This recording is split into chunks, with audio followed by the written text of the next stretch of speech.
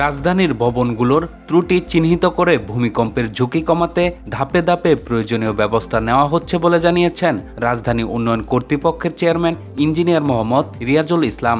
শনিবার ৮ আগস্ট সকালে জাতীয় প্রেস ক্লাবের তোফাজ্জল হোসেন মানিক মিয়া মিলনায়তনে ঢাকা ইউটিলিটি রিপোর্টার্স অ্যাসোসিয়েশন আয়োজিত ভূমিকম্প ঝুঁকিতে দেশ আমাদের করণীয় শীর্ষক আলোচনা সভায় তিনি কথা বলেন।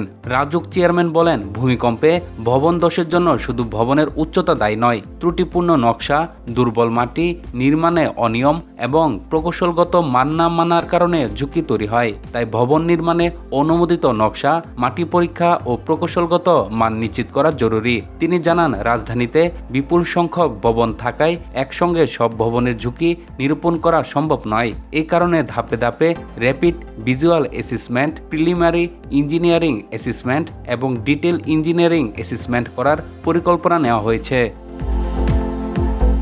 ভূমিকম্প মোকাবেলায় রাজুকের সক্ষমতা বাড়াতে একটি গবেষণা প্রতিষ্ঠান গড়ে তোলার উদ্যোগ নেওয়া হয়েছে বলেও জানান তিনি।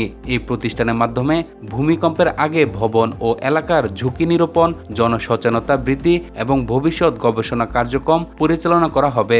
ভবন নির্মাণে অনিয়মের বিষয়ে রিয়াজুল ইসলাম বলেন, অনুমোদিত 6তলা ভবন নিয়ম বহির্ভূতভাবে 10তলা করা কিংবা অনুমোদিত নকশা পরিবর্তন করে নির্মাণের সুযোগ দেওয়া হবে না। এই ধরনের ভবনের ক্ষেত্রে কারিগরি ও আইনগত যাচাই ছাড়া অনুমোদন দেওয়ার কোনো সুযোগ নেই। তিনি আরও বলেন, ভবনের নকশা প্রণয়নকারী স্থপতি ও প্রকৌশলীদেরও দায়িত্বশীল ভূমিকা পালন করতে হবে। শুধু নকশায় স্বাক্ষর করলেই হবে না, নির্মাণ কাজের বাস্তবায়ন ও তদারকিতেও তাদের দায়িত্ব নিতে হবে। অনিয়ম হলে সংশ্লিষ্টদের আইনের আওতায় আনার ব্যবস্থা করা হচ্ছে।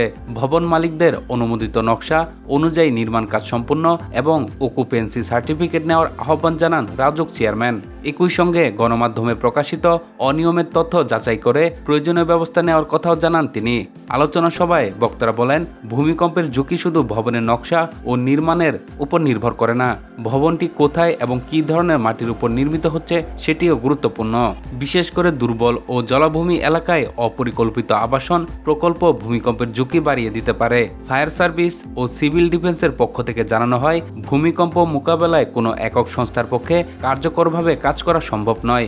ঢাকার আশেপাশে 41টি ফায়ার স্টেশনকে ইয়ারমার্ক করা হয়েছে এবং বিশেষ রেসপন্স টিম প্রস্তুত রাখা হয়েছে। তবে বড় ধরনের দুর্যোগ মোকাবেলায় সরকারি বেসরকারি সব সংস্থার সমন্বিত প্রস্তুতি প্রয়োজন।